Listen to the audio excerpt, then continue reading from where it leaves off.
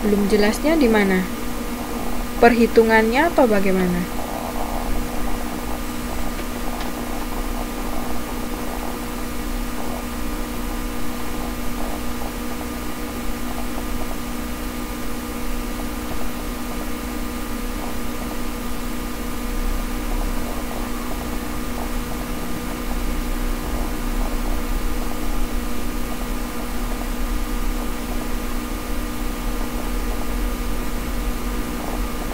Yang lainnya sudah jelas.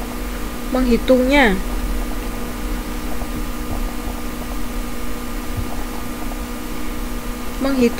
Perhitungannya untuk yang contoh di halaman 6.4 itu ada di halaman 6.5.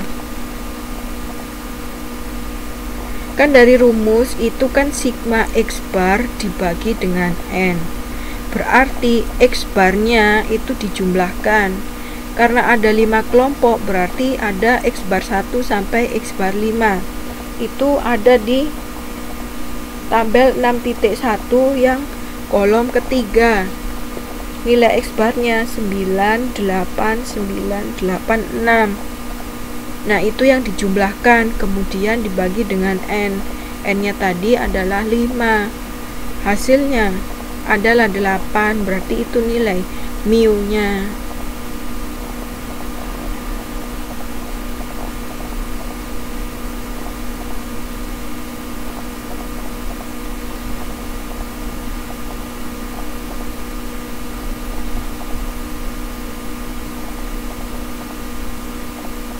Masih belum bisa menghitungnya?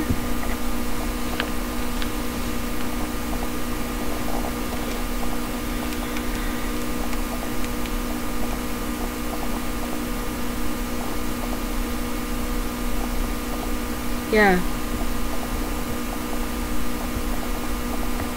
Sekarang ke varians proporsi dan standar deviasi. Sebelumnya tolong dibenarkan rumusnya dulu yang ada di halaman 6.6. Di situ standar deviasi proporsi kurang akar ya, kurang tanda akarnya. Jadi S itu sama dengan akar S kuadrat.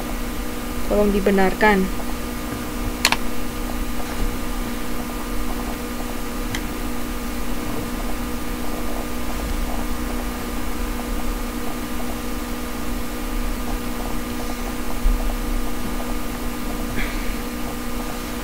Sudah semua?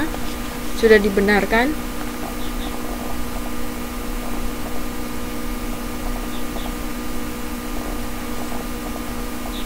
Oke.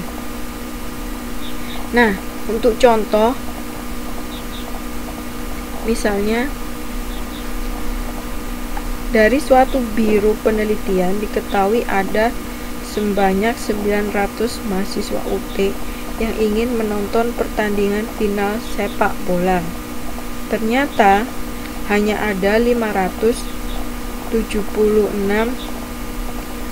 warga yang bisa menonton final sepak bola tersebut. Nah, estimasi titik terhadap proporsi jumlah pemirsa yang menonton pertandingan final adalah P. P-nya itu adalah X per N, bukan X bar per N. Karena P adalah proporsi jumlah sampel sukses. Nah, dalam contoh ini yang ada 900 orang yang ingin menonton final sepak bola. Tetapi pada kenyataannya hanya 576 orang yang menonton. Berarti X-nya ada berapa?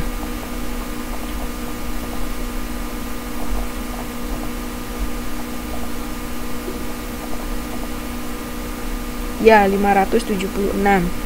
Kemudian N-nya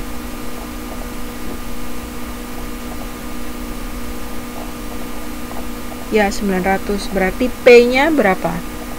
P kan proporsi. Berarti P-nya, nilai P-nya,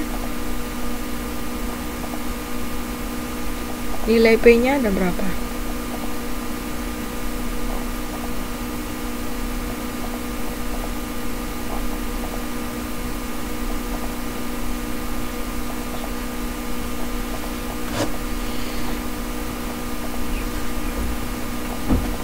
kemudian 0,64 itu didapatkan dari 576 dibagi dengan 900. Nah, Q-nya itu adalah 1 min P. Berarti Q-nya berapa?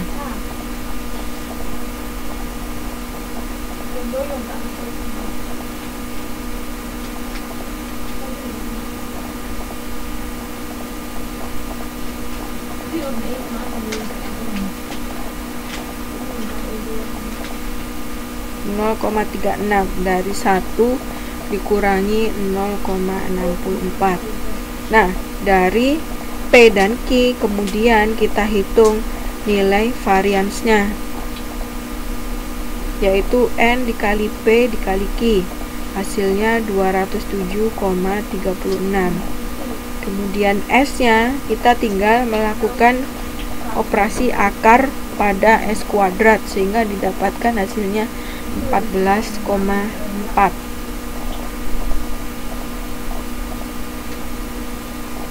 Sudah bisa ngitungnya?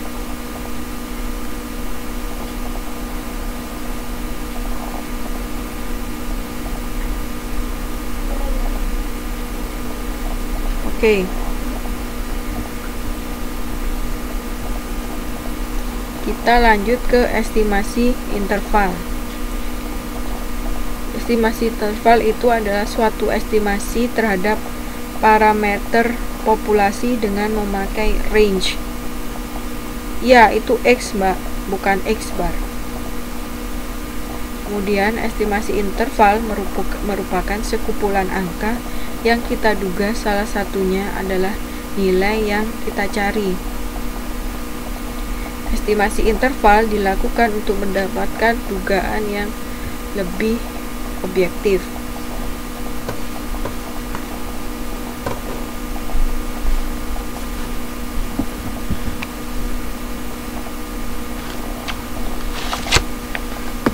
Dibuka di halaman 6.7 ya.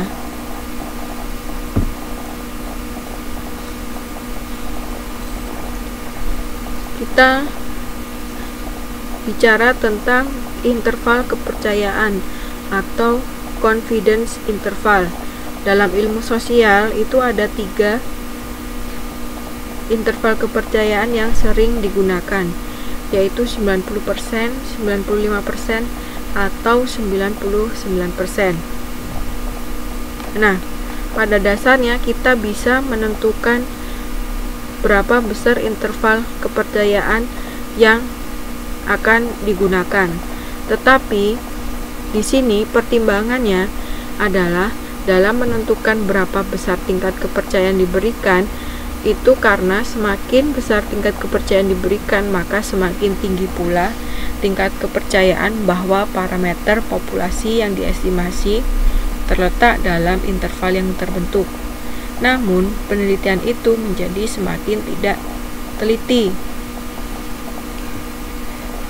Bisa dilihat di gambar 6.2.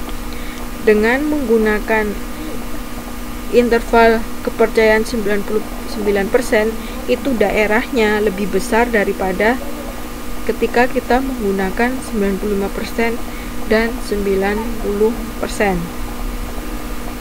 Jadi sebenarnya pemilihan ini juga tergantung nanti pada kasusnya. Kebanyakan yang digunakan adalah 3, yaitu 99, 95, dan 90%.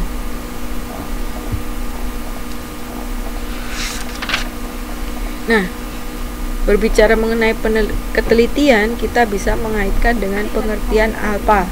Alfa itu adalah daerah penolakan.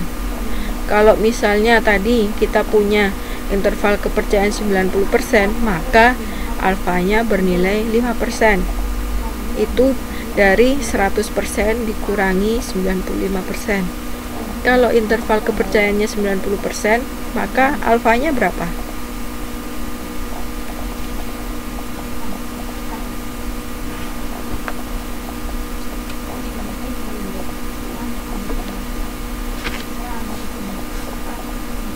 Ya, 10%. Kalau 99%,